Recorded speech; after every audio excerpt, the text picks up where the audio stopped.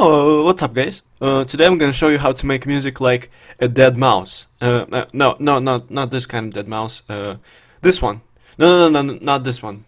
No, this one. Yeah, exactly. Yeah, this one. The one with big ears, you know, the one that swears a lot in his streams sometimes. He's a pretty cool guy, and I'm gonna show you how I made this small song in his style, and I literally made it in like 10 minutes, so hope you enjoy this small song, and we're gonna be learning how to make it today.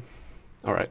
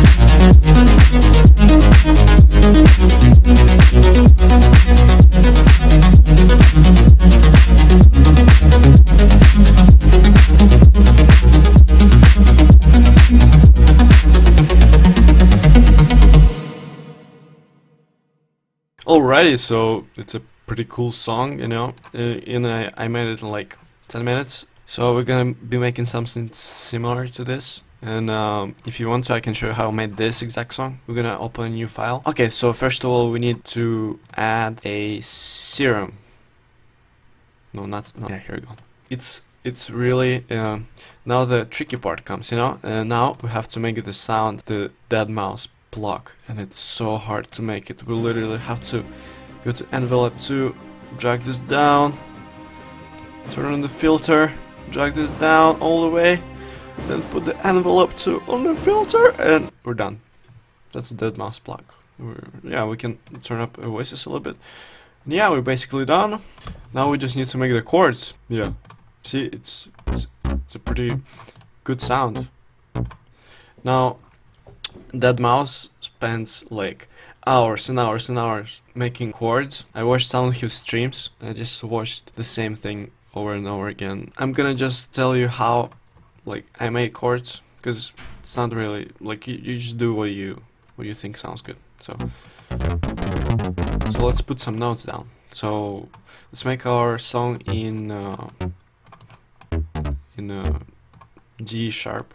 Ah yeah, we need to turn down the BPM to 128 because it's, you know, it's a dance beat, a dance music. So we're gonna go to Serum, and now we're gonna arpeggiate it.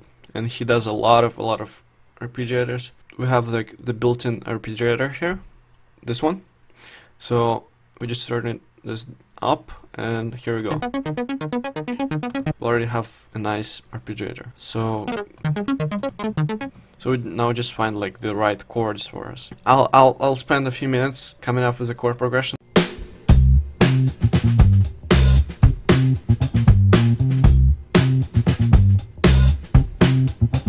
Alright guys, so here I came up with a little chord progression, you know, sounds like this.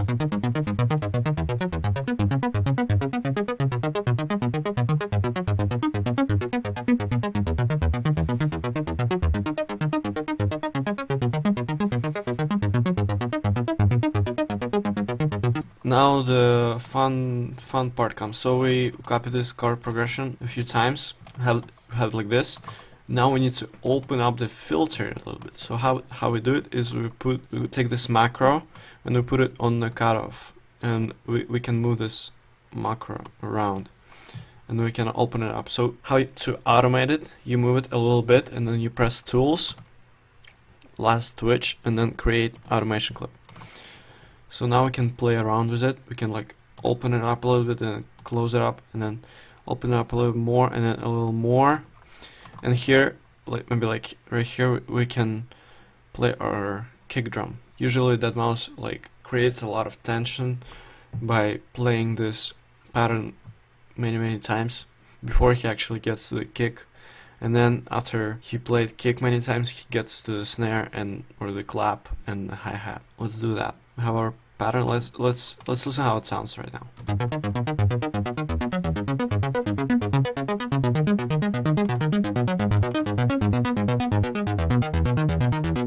Sounds pretty cool. Okay, so let's make the bass. So for the bass, I like to take Serum and put it to like basic shapes, and put it to the square wave. Put it down like 1 octave. Oh yeah, nice. Let's go to our effects. Let's compress it, turn up the gain, and let's EQ out the high end. So only have this. Well, that's pretty cool. It's like talking. Let's assign it to our mixer track, and let's also assign to the mixer track our chords. So now we're gonna create a sidechain. So let's create a sidechain bus, and we'll give it a sexy color. Let's assign our things. Actually, let's not assign the bass, let's only assign the chords to the sidechain, and I'll show you why in a sec. So in our bass, I like to create the sidechain in LFO right here. So we put this to the level. So here we go, we have a sidechain bass. That easy peasy. We need to copy the lower notes from our chord progression and put it in the bass. So Ctrl C, and then put it right here, and let's listen to this.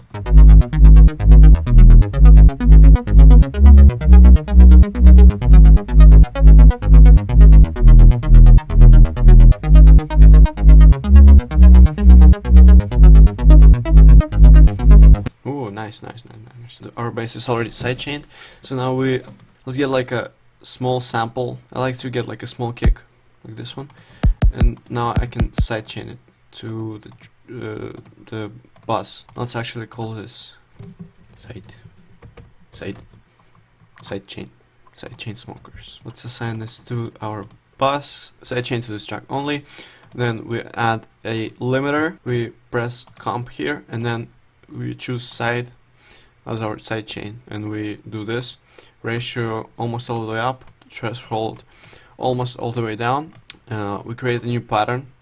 We fill each 4 steps, so it's like creating a beat, you know. And now, you know, I don't really like to use someone else's kicks and like samples. That's kind of lame, you know. So what we're gonna do, we're gonna gonna take our 3x oscillator, and we're gonna create a kick in here. That's how I did it in the last track. I created my own kick.